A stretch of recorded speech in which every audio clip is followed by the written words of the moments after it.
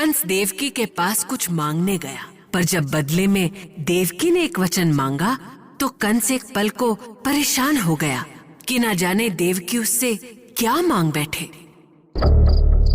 मैं आपकी बेटी जैसी हूँ। आपने गोद में खिलाया है मुझे भैया। आप अपनी इस बेटी जैसी बहन को एक वचन भी नहीं दे सकते हैं? ठीक है, ठीक है, बोलो क्या वचन चाहिए तुम्हें देवकी? यही कि मैं इस जीवन में फिर कभी आप और पिताजी के बीच वो सब ना देखूं जो बरसों से देखती आई हूं। ये क्या मांग लिया इसने? सारी दुनिया जानती है कि महाराज और मेरे रास्ते कितने अलग हैं, और अगर वो खुद मेरे रास्ते में आकर अपने कष्टों को बढ़ाते हैं, बुलाते हैं, तो इसमें मेरा क्या दोष? क्या करूं मैं? क्या सोच रहे हैं भैया? अगर वचन नहीं दे सकते तो बता दीजिए, मैं आप पर दबाव नहीं डालूंगी। और कितना दबाव डालोगी देवकी?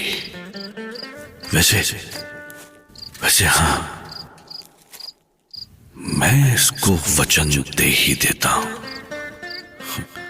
एक बार ब्याह के चली गई तो फिर इसे क्या पता चलेगा कि यहाँ क्या चल रहा है? कैसे देखेगी वो ये सब?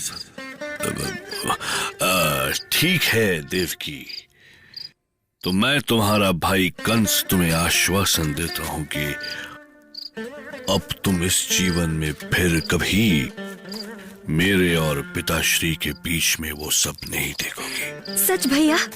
मैं तो विश्वास ही नहीं कर पा रही हूँ।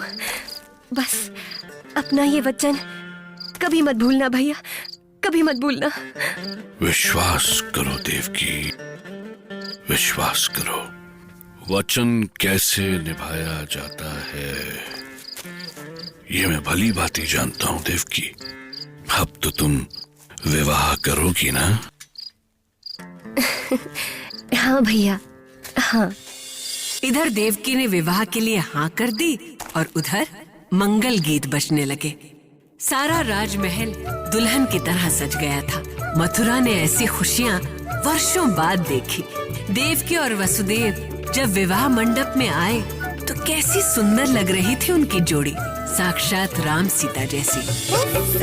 सहेलियां बूझे पहेलियां करे नादानियां परेशानियां सखियां बनी दुश्मन है।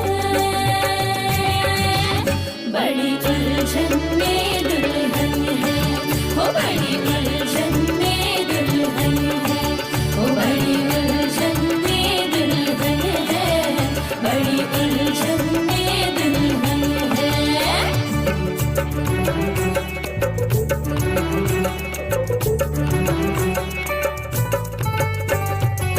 चौबारे पे खड़ी खड़ी अखियां करके बड़ी बड़ी,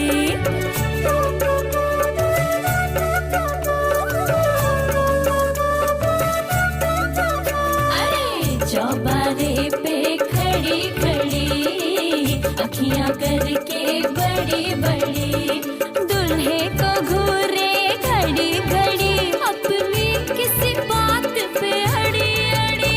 क्या खुसर मुसर करे है पिया के कान भरे हैं, क्या खुसर मुसर करे है पिया के कान भरे हैं। सखियां बनी दुश्मन है, बड़ी उलझन में दुल्हन है, ओ बड़ी उलझन में दुल्हन है, बड़ी उलझन में दुल्हन है। इधर शादी की रस्में चल रही थी और उधर देवर्षि नारद परमपिता ब्रह्मा के पास पहुंचे। उनके मन में एक बहुत बड़ी शंका थी जिसे वो समय रहते दूर करना चाहते थे। नारायण नारायण। आइए देवर्षि, आपको देखकर ही लग रहा है कि आप किसी गहरी उलझन में पड़े हैं। उलझन तो है ब्रह्मदेव, उलझन तो है। उलझन ये है कि नारायण ने धरती माता के दुख मिटाने के लिए उन्हें अवतार लेने का वचन तो दे दिया, पर नारायण जब भी धरती पर अवतार लेते हैं इसकी घोषणा पहले ही हो जाती है। पर सवाल ये है कि इस बार ये घोषणा कौन करेगा? देवर्षि नारद का प्रश्न भी सही था। इस धरती पर जब जब ईश्वर ने अवतार लिया, इसकी खबर लोगों को पहले ही हो जाती। इसके दो कारण थे। एक तो सताए जाने वाले लोगों के मन में ये आशा जागे कि अब जल्द ही उनकी मुश्किलें खत्म होने वाली हैं, और दूसरा कि दानवों, असुरों और दैत्यों को पहले ही चेतावनी मिल जाए।